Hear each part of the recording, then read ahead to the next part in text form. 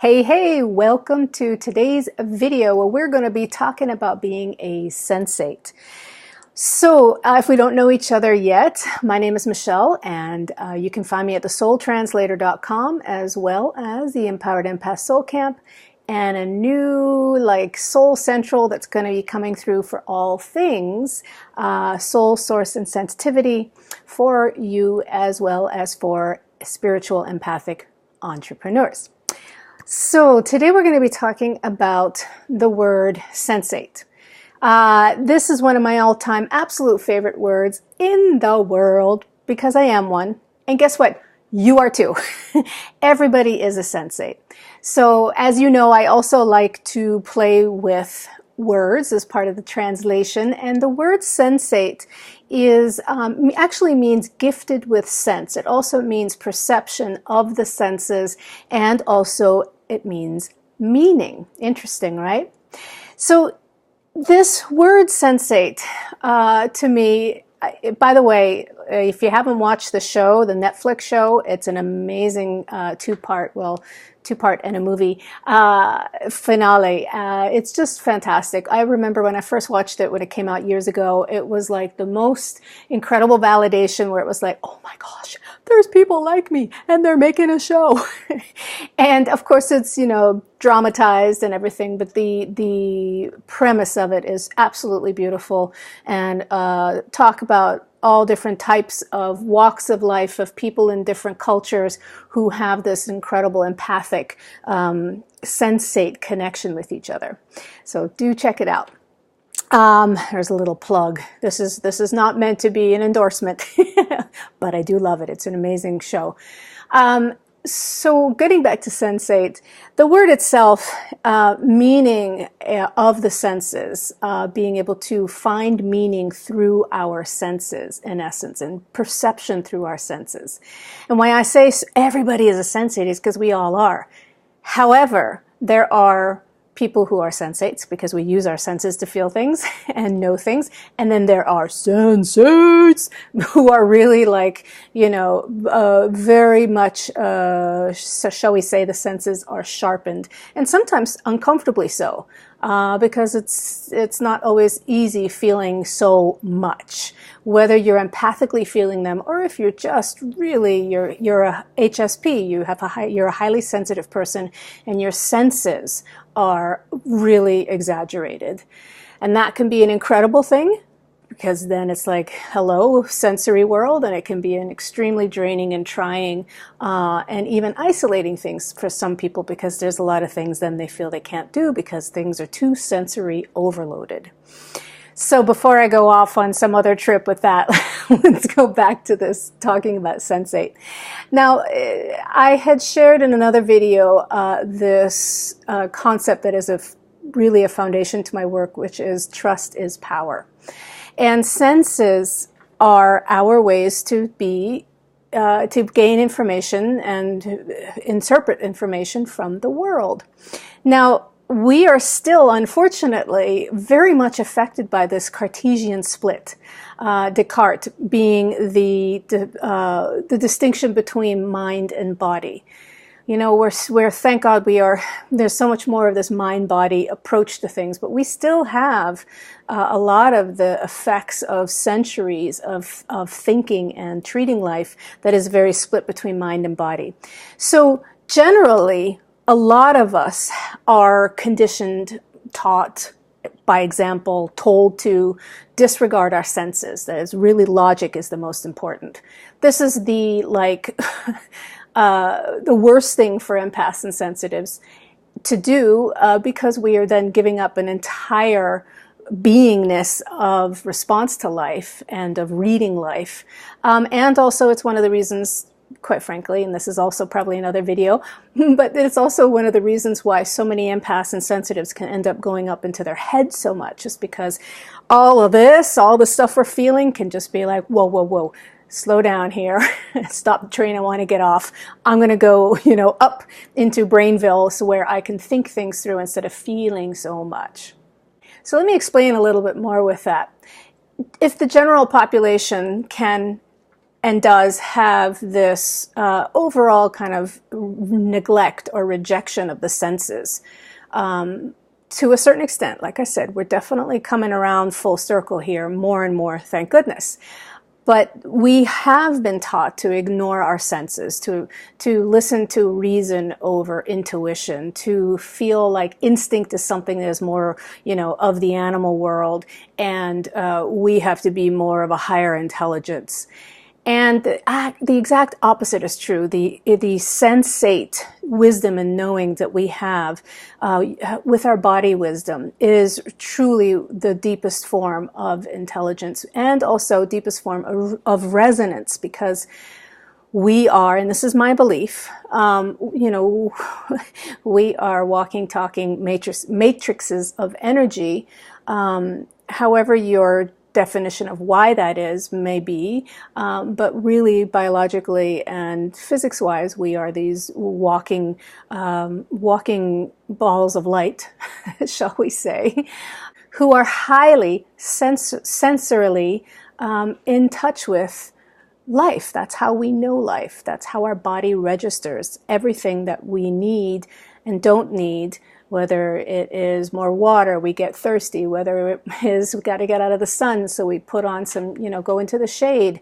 Whether we're hot, we put on, take off clothes, and so on and so forth. So I'm sure you see what I'm getting at here. Now, but let's talk about how empaths can deal with their own high sensitivity, and also HSPs.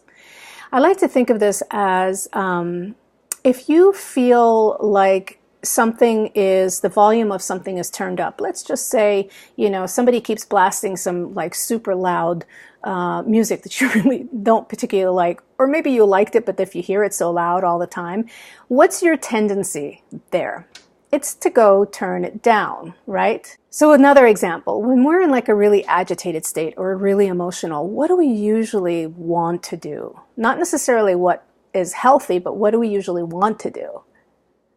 So both of these are questions where I'm hedging at what we usually do. If the volume's up too loud, we usually want to turn it down. If it's up too loud and too long, we want to turn it down. If our emotions are higher or really agitated, usually we choose things that turn things down, numb things out. So the tendency of having something and being at a high intensity, unless you're an intensity junkie, but the tendency is for most of us is to turn things down. So this explains I think very, very easily what happens with so many highly sensate HSPs and empaths is that we turn things down, meaning we turn down our senses, turn down our emotions, turn down our sensitivities just to cope. Because if you're walking around the world, feeling, hearing, seeing, getting that, what the heck was that? What did I do? What just that? Whoa, and you're not even knowing where the stuff is coming from. Of course, there's a tendency then to want to dull things out. But here's the thing. Our senses are wisdom, information, knowledge. Our senses are where the knowings come from. The knowing is a body-based experience, usually. Sure, we can have flashes of insights and inspiration, but generally when we know something, we know it through our senses. We know it through our body. We know if it's right for us. We know if it's wrong for us. So actually, this is biologically backed because more and more studies have been discovering that we have this thing called a gut brain, and it actually has more neurotransmitters and receptors than our actual brain. So, that sense of having a gut sense of things, of knowing something and feeling it, and usually most people when they're emotionally upset or when they're anxious will feel things in the solar plexus and in the gut. That's where we seem to register many different emotional states. So we have a sensate feeling of something. So this is really like not surprising, but the thing is what so many of us want is to feel calm and peaceful and good in our bodies and good in our lives and good in our relationships. But then we deny this very powerful sensate barometer of our bodies to know things, and particularly empaths and sensitives.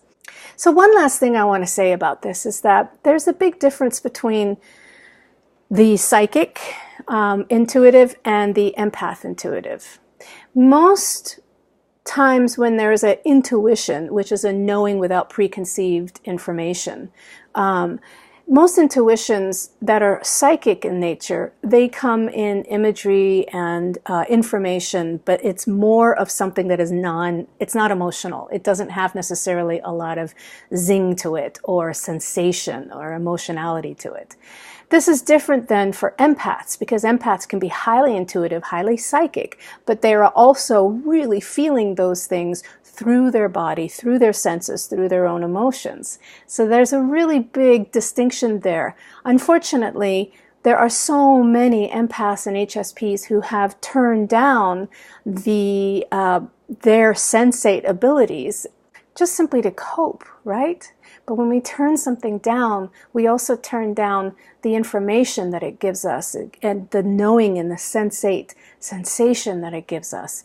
And that can have a really high price to it, because then we can go into those places of not feeling trust of ourselves, doubting ourselves, not wanting to trust our own sensations and gut senses. Then we miss vital information that about a decision to make, or a person to be around, or a path in life, or a job to take, or whatever feels safe or not safe. So turning down the volume or turning down the intensity is not the best solution. Being able to manage the intensity and work with it instead of against it is really where this empowerment piece comes. So there we go, some things to try on, taste, sample, chew, see, listen to, and feel into whether this resonates for you as some sort of truth. And also, what can you do about being more of your true sensate, sensitive self, and trusting yourself. There's so much that I teach around this subject, because it's really the empowerment piece for empaths, HSPs, and empath entrepreneurs really comes into trusting who we are, and then being able to step more into our lives and our worlds as who we are, and making that a priority in the sense of really beautiful self-care, energy and emotional self-management, and self-awareness. It is a spiritual journey, and it also can be an energetic awareness journey to be able to work best with your inner worlds, and also then to be able to translate that into your outer world. All right, thanks so much for watching. You can find me again at thesoultranslator.com, as well as the Empowered Empath Soul Camp, and a new home soon coming up for all things sensitive, source, and soul. All right, talk to you later. See you in the next video.